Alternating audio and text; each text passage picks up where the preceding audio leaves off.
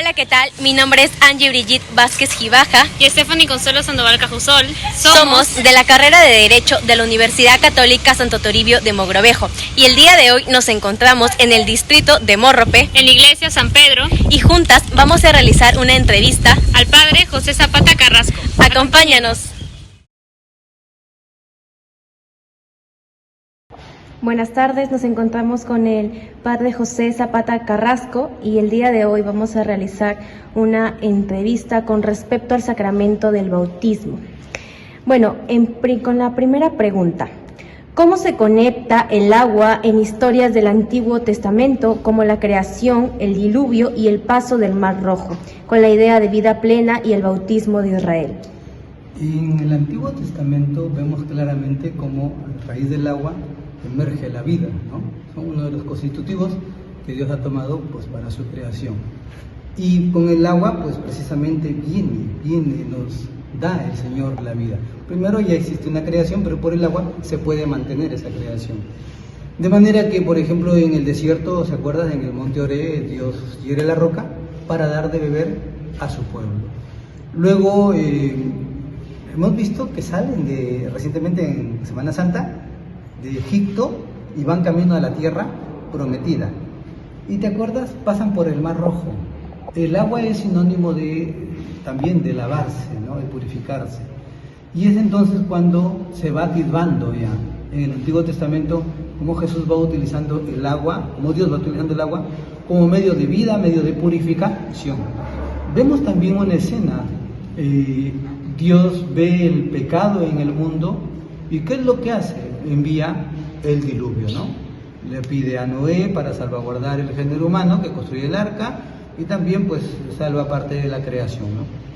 Entonces vemos que el agua ya en el Antiguo Testamento es dador de vida y sobre todo pues es el medio de purificación. Jesucristo en el Nuevo Testamento emplea el agua, un elemento existente, persistente, ¿para qué? Precisamente para darnos la vida sobrenatural. Él, entrando en contacto con el agua, diviniza el agua, limpia el agua, purifica el agua. De manera que nosotros, cuando descendemos a las aguas del bautismo, también quedamos purificados por el agua, santificados por el agua, divinizados en el hecho de que somos hijos de Dios. Somos hijos de Dios.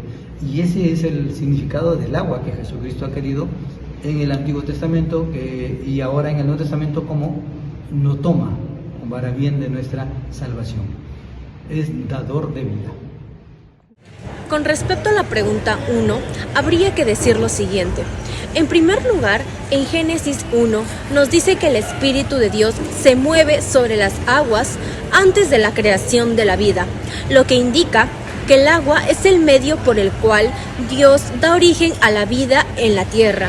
En segundo lugar, el diluvio en Génesis capítulo 6 al 9 representa un juicio divino por la maldad humana, seguido por un pacto con Noé, simbolizado por el arco iris, que promete no destruir la tierra, marcando así un nuevo comienzo y una oportunidad para vivir en alianza con Dios.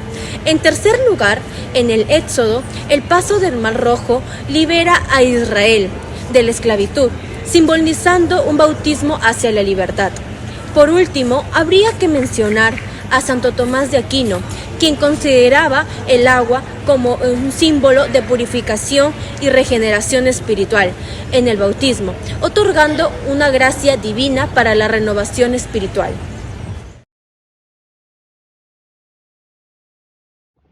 Bueno, ahora con la segunda pregunta, ¿por qué es importante el bautismo para ser salvado según lo que dijo Jesús en la Biblia? Se le acerca a Nicodemo, ¿no? Y le pregunta, ¿cómo puede uno nacer de lo alto de Dios, ¿no? Y es Jesús quien se lo dice, ¿no? El que quiera nacer de lo alto, como hijo de Dios, tiene que nacer del agua y del Espíritu. Entonces, ha sido así Jesús que ha querido él mismo, ¿no? Dejar este medio. El bautismo es una ablución.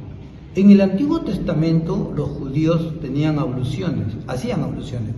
Por ejemplo, venían de la calle y en su puerta ellos colocaban el agua. Usaban, acuérdate, la sandalia al entrar en contacto su pie con el polvo o al pasar por algún lugar donde hay un mausoleo, ellos consideraban que quedaban impuros. ¿Y qué es lo que hacían? Cuando llegaban a la casa se lavaban los pies. Luego se lavaban las manos. Y entonces eso se llaman abluciones. Un rito que ha quedado hoy día. No sé, en algunos hogares cristianos colocan el agua en la entrada, ¿no?, de la casa, y uno se designa, se santigua. En los templos también, a raíz del que, ¿se acuerdan ustedes de la pandemia? A raíz también del dengue, el Ministerio de Salud como que ha restringido bastante el uso del agua en las pilas. Precisamente, ¿por qué? Porque se pueden ahí ser un nido de larvas, ¿no?, de estos insectos. Sin embargo, entonces los judíos hacían abluciones, como medio de purificación.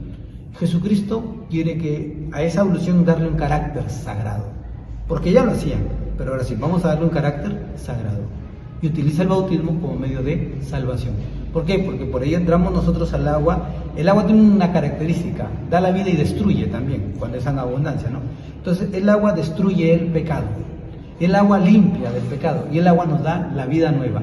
En el bautismo, cuando entramos en contacto con el agua, quedamos lavados del pecado original. Y si una persona se bautiza de adulto, se le borra el pecado personal. Luego, queda hecho hijo de Dios. Por eso es que Jesucristo ha empleado el bautismo como medio de salvación. Para los judíos era un medio de purificación. Jesucristo en la nueva alianza le da un medio de salvación.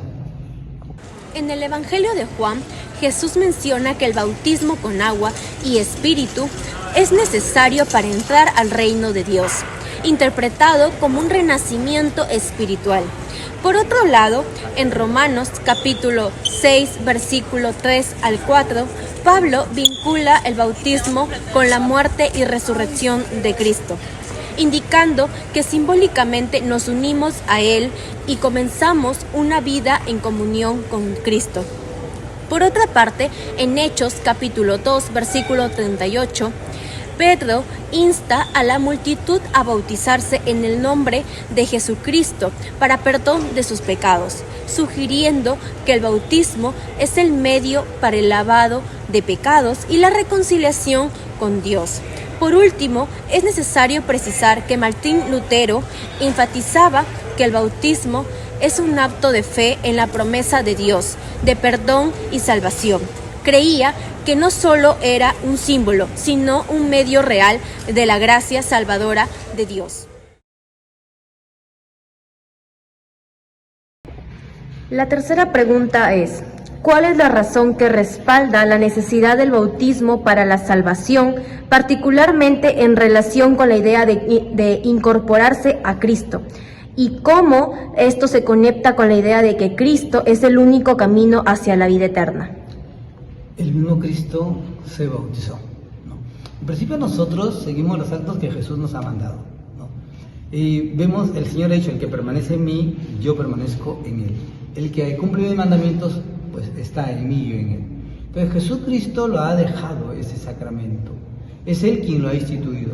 Y por eso esa idea de conectar con el bautismo, por lo siguiente: Cristo se bautizó. Al bautizarnos nos incorporamos a Cristo. Cristo murió, vamos a morir. Cristo resucitó, vamos a resucitar. El hecho de estar incorporados a Cristo por el bautismo nos incorporamos a Cristo. Creemos también que moriremos, pero también creemos que resucitaremos. Ciertamente, ¿no? Unos para la vida eterna y otros para la condenación eterna. Entonces la razón es esa, que el mismo Cristo es quien se bautiza. Él no se bautiza porque tiene pecado, Él se bautiza porque quiere santificar el agua, divinizar el agua. Repito, en la medida que nosotros nos bautizamos, nos configuramos con Cristo, por la naturaleza humana, porque Él arrastra la naturaleza humana al agua. Entonces, el hombre que se ha configurado con Cristo también va al agua por el bautismo. Entonces Jesucristo lo ha dejado de esa manera. Él quiere lavarnos del pecado. Él, que se ha revestido de hombre, sin dejar de ser Dios, lleva la naturaleza humana al agua. Ahí somos arrastrados, ahí debemos llegar nosotros, para purificarnos, para santificarnos. Saliendo del agua salimos nosotros, Cristos. La necesidad del bautismo para la salvación, junto con la idea de unirse a Cristo y su exclusividad como el único camino hacia la vida eterna, se basa en diversas citas bíblicas. En primera instancia, en el Evangelio de San Juan, capítulo 14, versículo 6, Jesús declara: Yo soy el camino, la verdad y la vida. Nadie viene al Padre sino por mí. Esta declaración enfatiza la exclusividad de Jesús como el único mediador entre Dios y la humanidad y sugiere que la salvación solo se encuentra en Él. En segunda instancia, en Gálatas capítulo 3, versículo 27, nos dice que todos los que habéis sido bautizados en Cristo estáis revestidos. Esto sugiere que el bautismo es el medio por el cual nos unimos a Cristo y recibimos los beneficios de su obra redentora.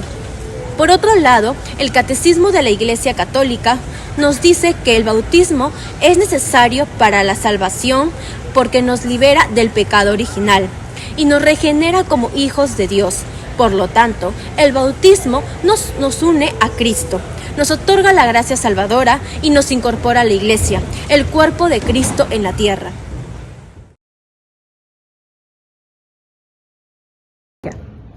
Bien, ahora con la pregunta 4. ¿Cómo se relaciona el bautismo de sangre con la realidad actual de los mártires que mueren por su fe en diferentes partes del mundo? Un cristiano está llamado a configurarse con Cristo, ¿no? Por el bautismo nos configuramos con Cristo. Sin embargo, Cristo que vivió el martirio, también el cristiano está llamado a configurarse con Él a través del martirio. Y fue desde el inicio, ¿de acuerdo? Jesús nace y rápidamente Herodes viene a matar a todos los niños menores de 3 años. Entonces, muchos han dado su vida por Cristo. Ahí empezó rápidamente. Esos mártires pequeños ofrendaron su vida por salvar a Jesucristo. 1. Luego los discípulos dieron su vida por Cristo. Rápidamente, cuando Jesús ha muerto, a lo poco tiempo, Herodes desata toda una persecución, muere Santiago, derraman su sangre por Cristo, entregan su vida por Cristo. Poco a poco los apóstoles, la mayoría de apóstoles han muerto mártires, ¿no? Han entregado su vida. Los han sacrificado, los han crucificado, los han degollado, etc. Entonces ellos han dado su vida por Cristo. ¿Por qué? Por configurarse a Él en todo, incluso hasta la muerte. Es increíble cómo estos niños, por ejemplo, los pastorcitos, ¿no?, de Fátima pedían ir a tierra de moros para que los matasen, porque sabiendo que muriendo por Cristo iban a llegar a Dios, ¿no? Iban a ver a Dios. Hoy en día, de igual manera, hay muchos que mueren por su fe. Sabemos bien que Japón, ¿no?, los persiguen. Sabemos que hay lugares donde los arrestan. Tenemos Rusia, la Siberia, tenemos también el África, en el mismo Europa, ¿no? Hay lugares pues donde aún hay batallas campales, ¿no?, de iglesias que las queman, por ejemplo. Y lamentablemente, pues, una iglesia protestante que un día, al 1 de enero, si ustedes ven en la historia los 1 de enero, el 25 de diciembre, es increíble cómo los protestantes se han ensañado con cristianos. Están en el culto, están en la celebración y queman las iglesias, y mueren muchísimos, ¿eh? Entonces, en conclusión, todos ellos lo que hacen es dar su vida por Cristo, derraman su sangre. Y es así como se van configurando con Cristo. Es su bautismo de sangre. Cristo, acuérdate, muere, derrama su sangre, ellos están imitando, están entregando su sangre también, derramando. O San Ignacio decía, la sangre de los cristianos, la sangre derramada de los cristianos es semilla, ¿no? ¿Por qué? Porque cada vez que ellos han entregado su vida por la verdad, por Cristo, la fe florece. Nadie da su vida por otro, pues por cualquier causa, ¿no? Sin embargo, ellos la dan por una verdad, la dan por el mismo Dios, sabiendo que es algo muy grande. Uno, porque se van a encontrar con Cristo, porque Dios los llama también al martirio, y así como los lleva al martirio, les da una corona, y luego pues les da un premio en la vida eterna. El concepto de bautismo de sangre se refiere a la idea de que aquellos que mueren como mártires por su fe en Cristo, aunque no hayan recibido el bautismo de agua, comparten en la gracia y el sacrificio de Jesús y por lo tanto reciben los beneficios del bautismo. En tal sentido, el Catecismo de la Iglesia Católica número 1258 reconoce que aquellos que mueren por la fe sin haber recibido el bautismo de agua pueden ser salvos mediante el llamado bautismo de sangre. Teniendo en cuenta ello, es preciso señalar que según Open Doors, una organización que monitorea la persecución religiosa en todo el mundo, en su informe de 2021, se registraron 4.761 cristianos asesinados por su fe, 4.788 iglesias atacadas y 4.277 cristianos detenidos injustamente durante el periodo cubierto por el informe. Por tanto, el bautismo de sangre permite que los mártires cristianos sean salvos sin el bautismo de agua.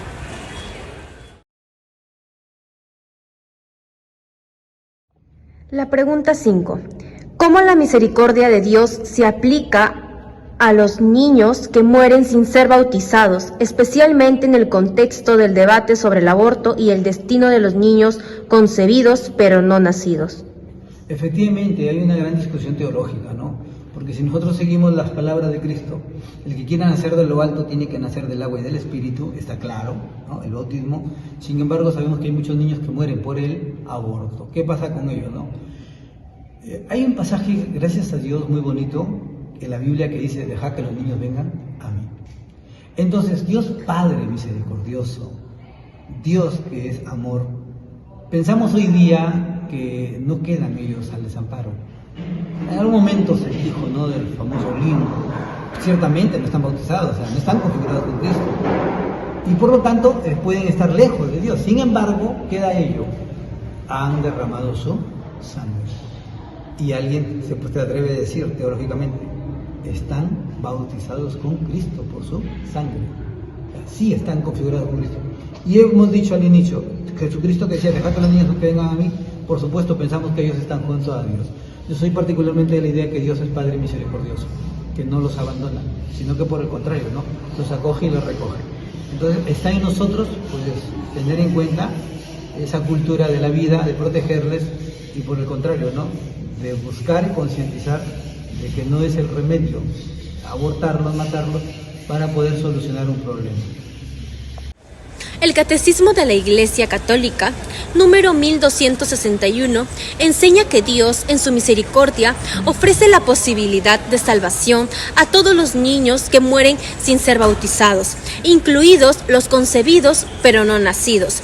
Por otro lado, Karl Rahner, un teólogo alemán, quien en su teología del cristiano anónimo sostiene que la gracia de Dios puede actuar en los corazones de manera misteriosa y desconocida, incluyendo a los niños no bautizados. Por otra parte, el profesor británico David Albert Jones, en su libro El alma del embrión, argumenta que los niños que mueren antes del nacimiento están bajo el cuidado amoroso de Dios y confía en su misericordia para su salvación.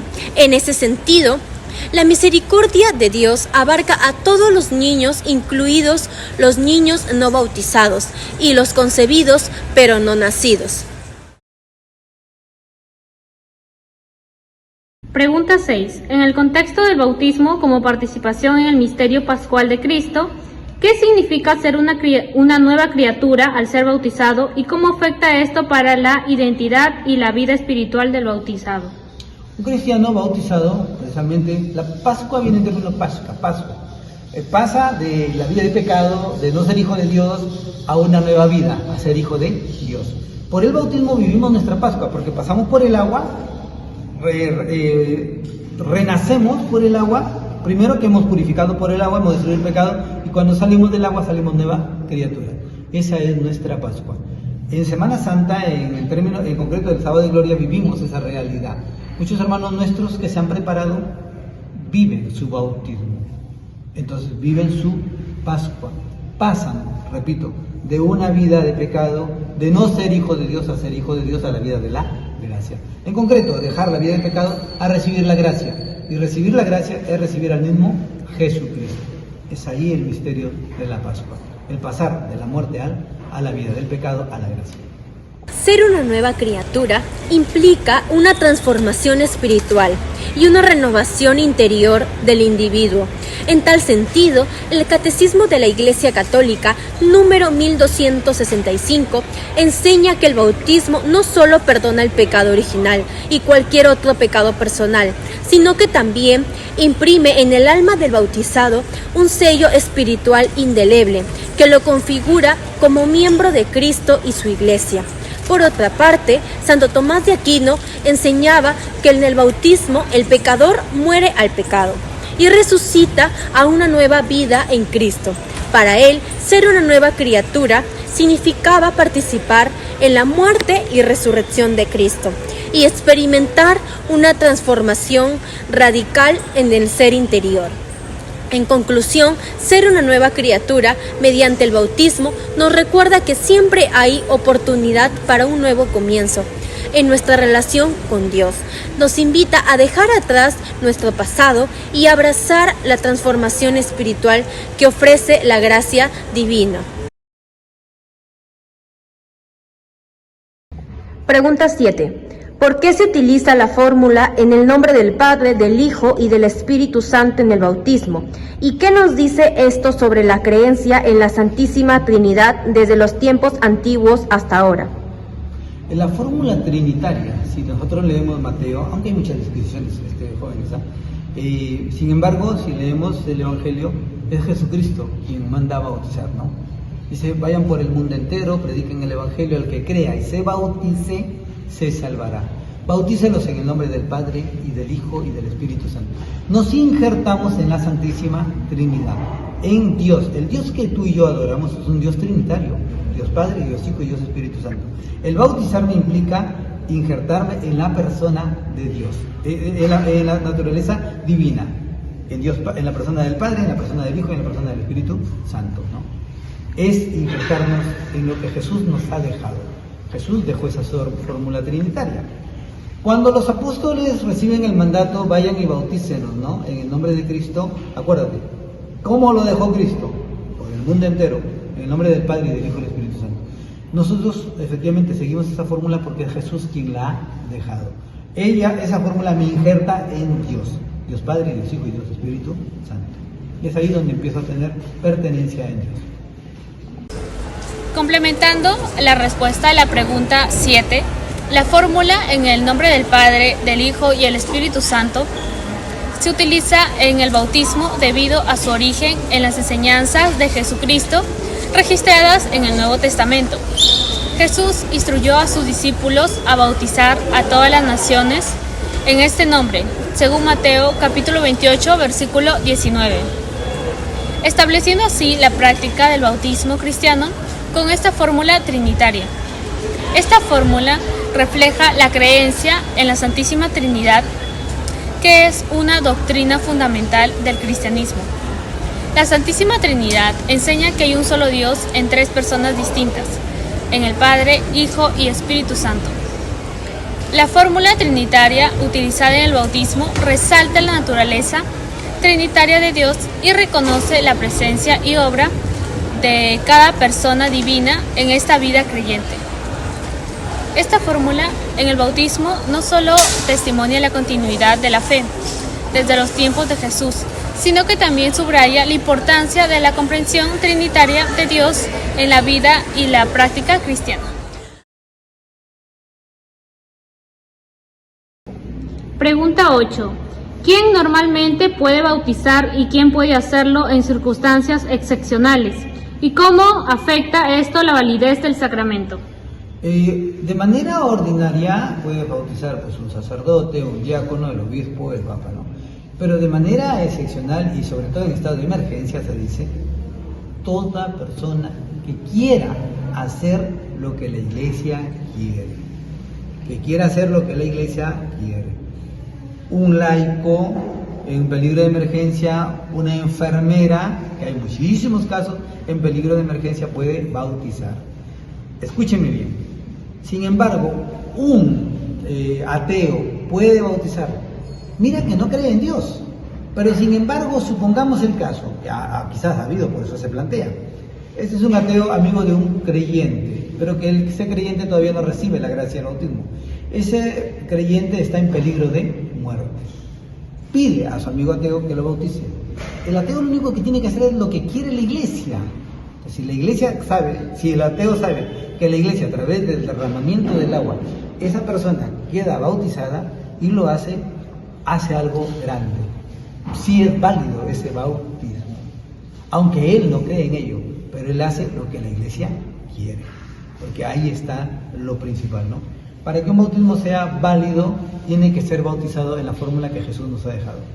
Primero, una persona no bautizada. Luego, en el nombre del Padre, del Hijo y del Espíritu Santo.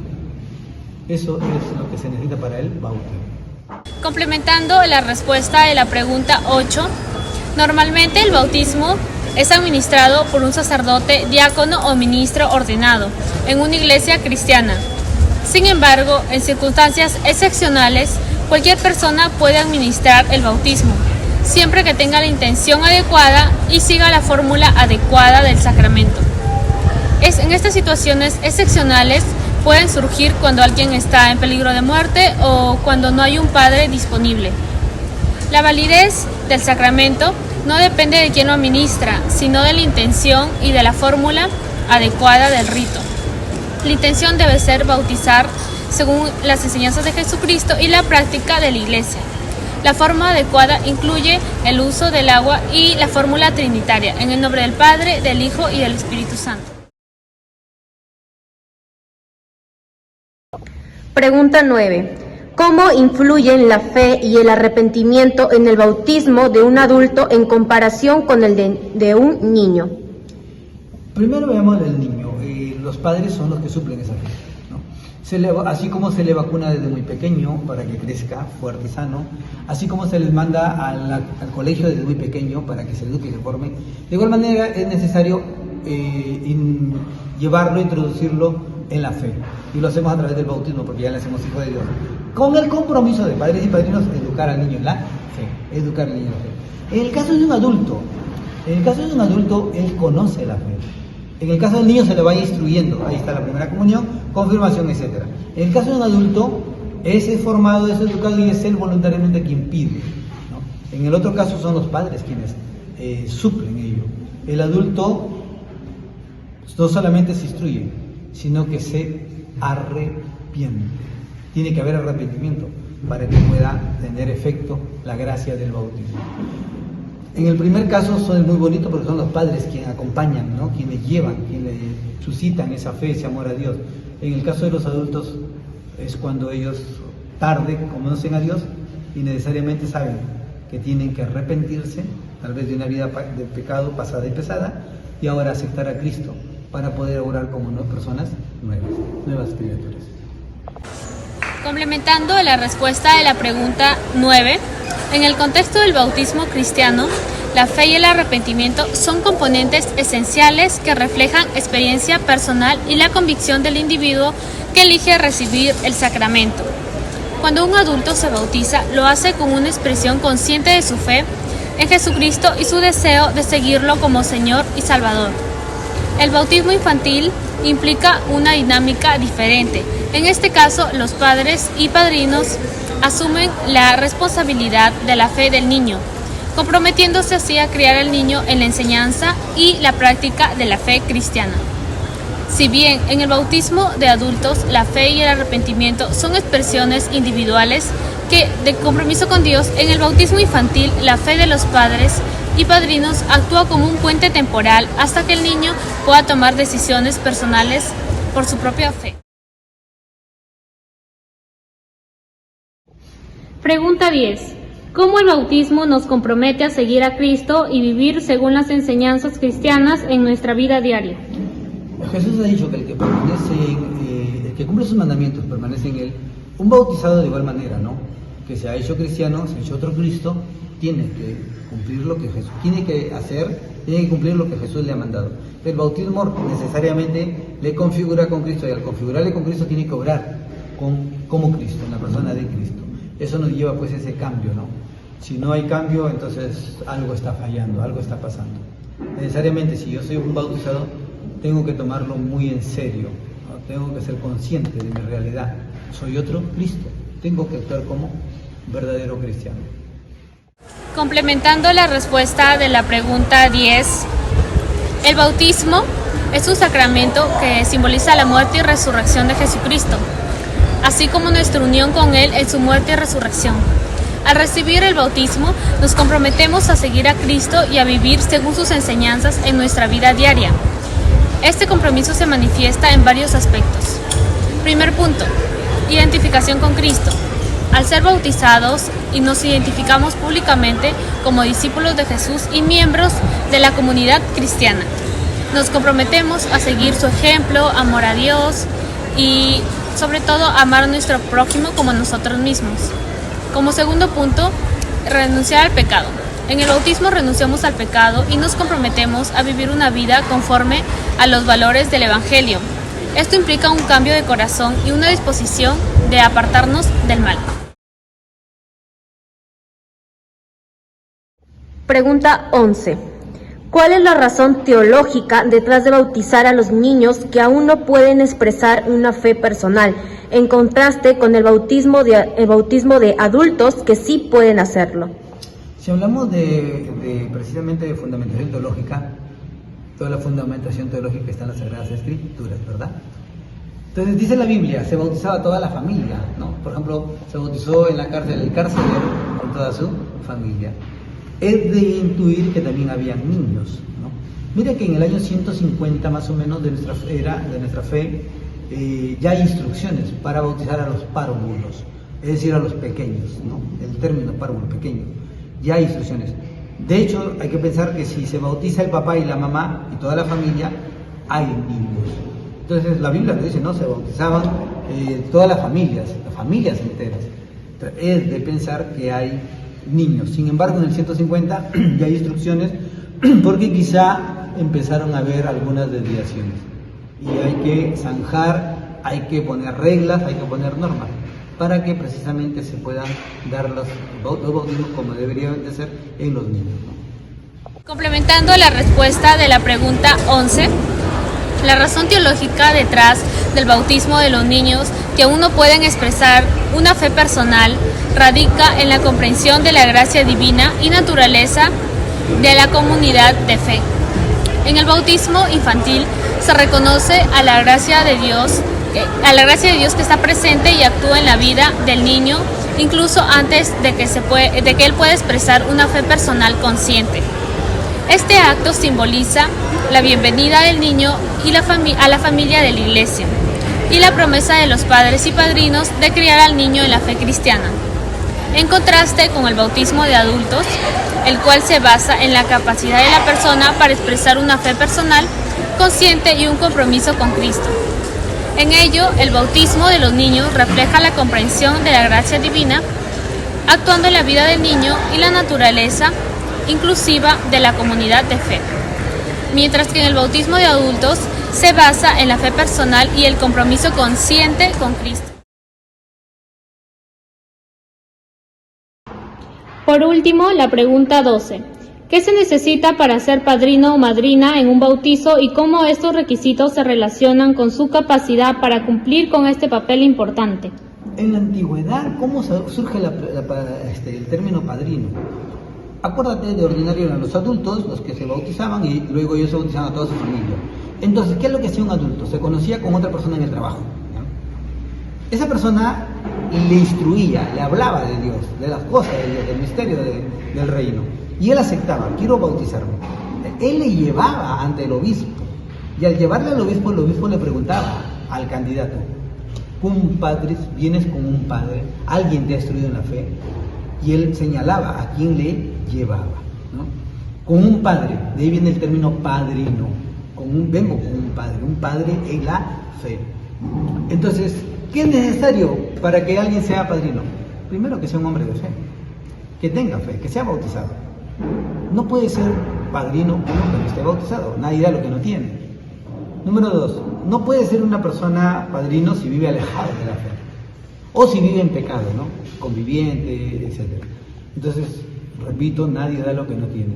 Para ser padrino, padre de la fe, tiene que vivir su fe, el compromiso de la fe. Por eso sería bueno que siempre se busque una persona idónea, que tenga solvencia moral, que viva su fe, para que pueda enseñar al otro a vivir su fe. Complementando a la última respuesta de la pregunta 12, los requisitos mencionados se relacionan con la capacidad de un padrino o madrina para cumplir con su papel importante, al brindar apoyo espiritual, moral y de formación cristiana al niño. Al ser bautizados y confirmados en la fe católica, los padrinos y madrinas están equipados para guiar al niño en un crecimiento espiritual y ayudarlo a comprender y vivir los valores cristianos. Además, al vivir una vida coherente en la fe católica, pueden servir como modelos a seguir por el niño, esperándolo a vivir una vida de fe y virtud. Su compromiso sería, en asumir este papel, aseguran que puedan cumplir con sus responsabilidades de manera efectiva y significativa en la vida del niño. En conclusión, el bautismo nos brinda la salvación y nos incorpora al cuerpo místico de Cristo, que es la Iglesia. Es por ello que es muy importante que desde los primeros días de nacido nuestros padres nos incorporen a este sacramento y así podremos vivir en gracia y virtud.